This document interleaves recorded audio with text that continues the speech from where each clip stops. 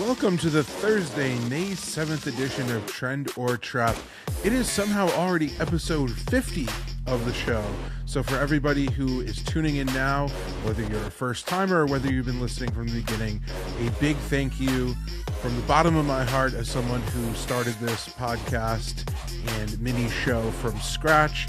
I've really appreciated all of the feedback, all of the comments, all of the views that we've gotten, and I can't wait till the next 50 roll by. So here we go for Thursday, May 7th. We're going to do an all MLB edition of Trend or Trap here. Gotten off to a pretty hot start with MLB this season, going 33-13. That's 71.74% for plus 16.22 units, while transparent releasing every single play right here on X, updating my record after each one. Nothing to hide, using TrendsCenter on every single pick. If you want to do the same, you can get full access to every trending system on the product across every sport for the next year and take 3 full months off with code 3FREE. That's the number 3 and free today. Oh, and if you don't like what you see, you can cancel after a 3-day free trial period. No strings attached.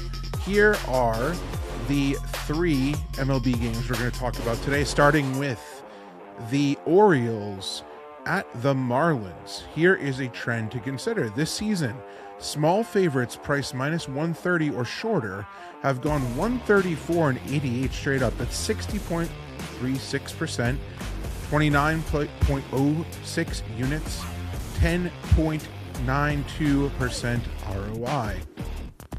I'm going to say that this is a trend to tail, and I really like the start that Max Meyer's had. He's going to get the start for the Marlins, 2-0 with a 2.68 ERA. The 27-year-old righty has gotten off to probably the best start of his young career here, boasting an 80th percentile chase percentage, 77th percentile whiff percentage, 73rd percentile K percentage. Meyer has an all-encompassing 89th percentile pitching run value metric at Baseball Savant, which is pretty impressive. He started the year as the 5th starter, but he's really pitching like the ace of this Marlins staff right now. After he's done pitching, the Miami's bullpen, which is 7th in ERA at 3.42, will take over. The Orioles has been susceptible to the strikeout against righties so far, so I think Meyer grades up pretty well here in this spot. And also the Orioles rank in the middle to bottom half in most categories against righties this season. Karpuc is 1-1 with a 4.41 ERA. He's going to toe the rubber for the Orioles, who check in at 17-20. By the way, the Marlins are 16-21. Coming in after him, the 5th worst bullpen in terms of ERA at 4.86. Povich grades out as a below average MLB starter with a low strikeout rate at just a 17th percentile at 16.2%, who gives up a lot of hard contact and a high barrel rate. This Miami offense isn't really one that creates too much fear, but the Marlins should be able to play enough runs to get the job done in this matchup. So I'm going to go Marlins money line here. You get this at minus 113 over at Kalshi. That's the best price that I saw so far, but in the minus 120 range at most books. Moving on to the Rays at the Red Sox, and here is a trend to consider. It's actually a system. Over the last 8 years, road underdogs with a win percentage above 50% and better than their same league opponent, coming off a road series, have gone 197, 137 straight up. That's 58.98%. for 98.84 units of profit and a 29.27% ROI when the over-under was 7 or higher. Now, the Rays are 24-12. They haven't listed a starter yet for this game, but I really don't care. Their pitching staff and defense just set a franchise record, going 13 consecutive games without allowing more than 3 runs, and they won 12 out of those 13 contests, including 6 in a row. During that 13-game span, they've allowed 3 runs just twice, and they've allowed just 1.3 runs per game. That's insane. Their bullpen allowed 5 earned runs in 42 innings. I looked back. That's a 1.07 ERA in that stretch. Good luck to Boston's lineup. I wouldn't want to be them in this matchup.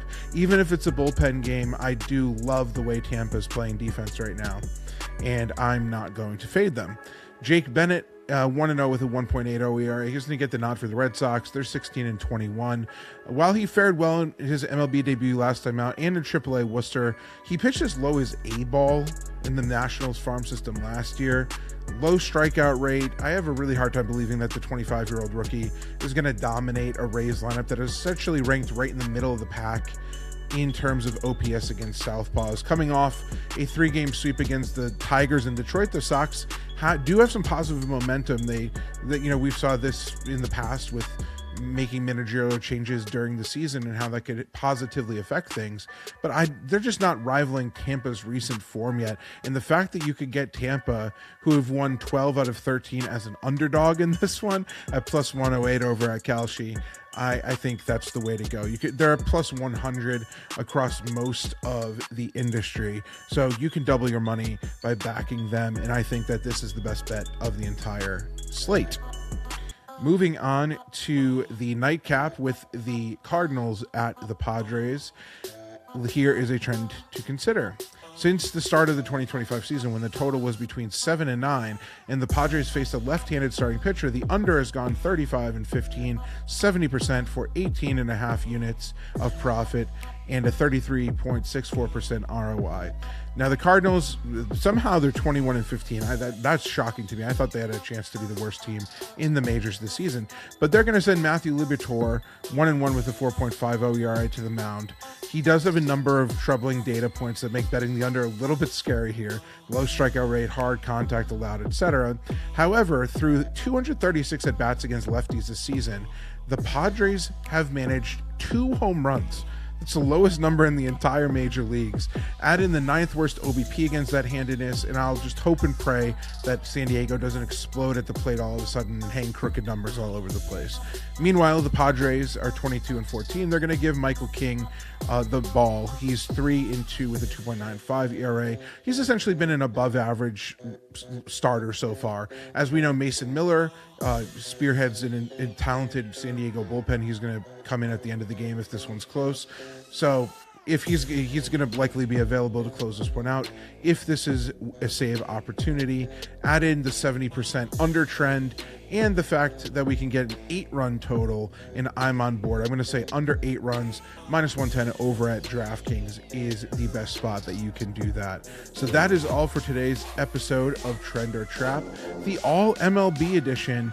And once again, all you need to do exactly what I do every day is head over to TrendsCenter, and to celebrate the fact that this is the 50th episode, all you need to do is head to TrendsCenter and type in as the promo code TREND50, and you'll get 50% off your first month. 50% off your first month. All you need to do, head over to TrendsCenter and enter code TREND50. That is the special offer that I created for you guys today in response to episode 50. So thanks for tuning in once again, and I will talk to you guys and be right back here tomorrow with the next episode.